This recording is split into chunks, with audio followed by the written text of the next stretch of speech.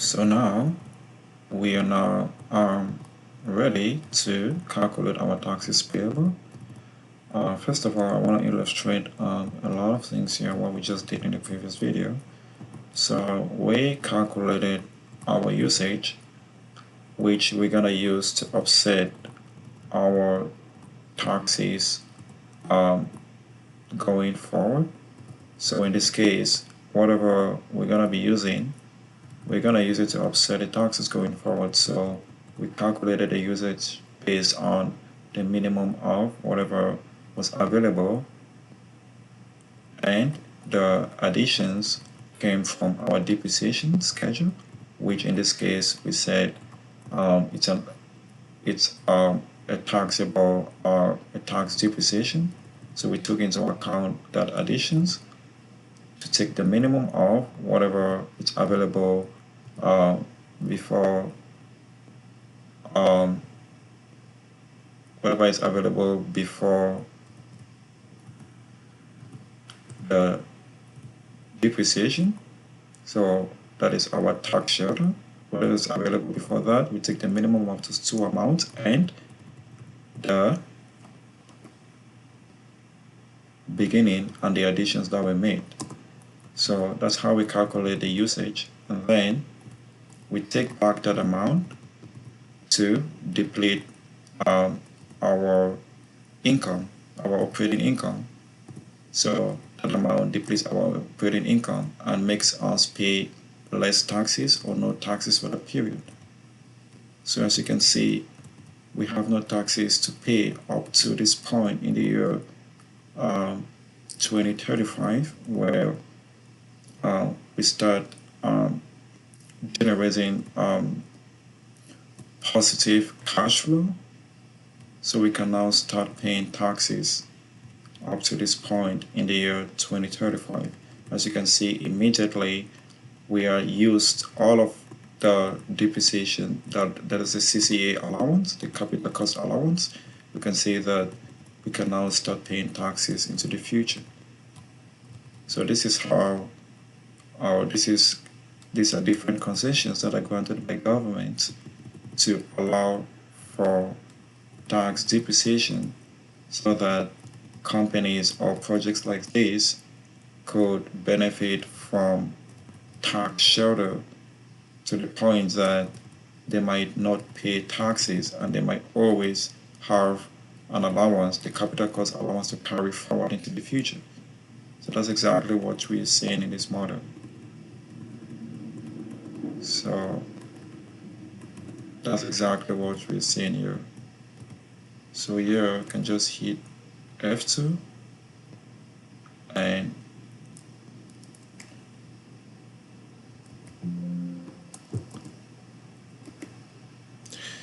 so here we could just hit F2 and tax shelter CCA, capital cost allowance, allowed. So that's what we are seeing here. So basically, hopefully this gives you an understanding on how companies could benefit from these kind of concessions granted by government. So now, having done that, we are now ready to calculate the taxes payable. So it's going to be equal to the taxable income that we multiply by our tax rate here. So when we start paying taxes in the future, we're going to be paying those taxes at 25%. So we take this all the way to the future of ESF, assuming that the tax regime doesn't change.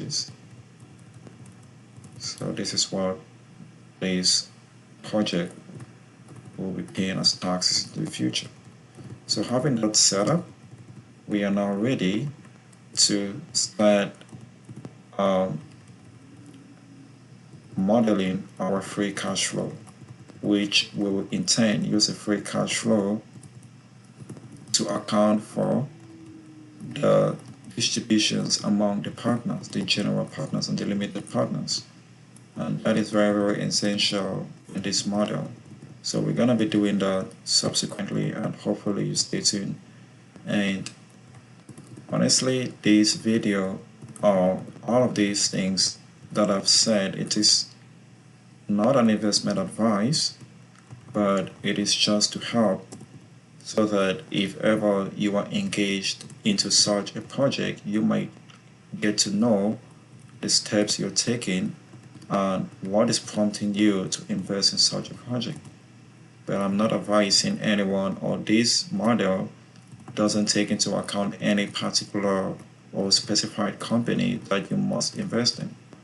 So hopefully that is well said, and that is very, very important for you to know that you could participate in such an investment given the general outlook of the industry. So like I told you, or like I said before, that renewable energy, in this particular case, photovoltaic, it is very, very, it is considered as a defensive industry or a defensive stock if you want to purchase a stock in this kind of an industry, and you should expect a lower rate of returns as compared to other kind of investments where you are looking forward to generating income, or you're looking forward to generating a capital gain, or you're looking forward to generating an absolute returns. For this kind of a project, it is suitable for investors who are comfortable in preserving capital for the future. So this is well said. And again, it is not just, it doesn't mean that you don't have a returns, you don't have a return, but the return will not be as much as it will have been expected for other very risky assets or projects.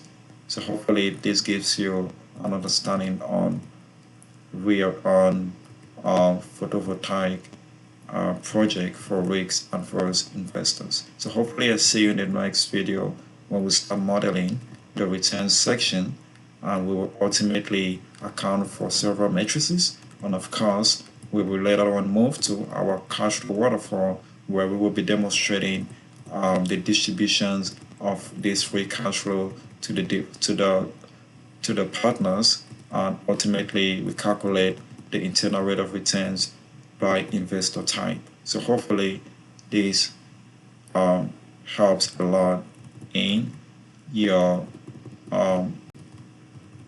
in whatever you want to invest in the future.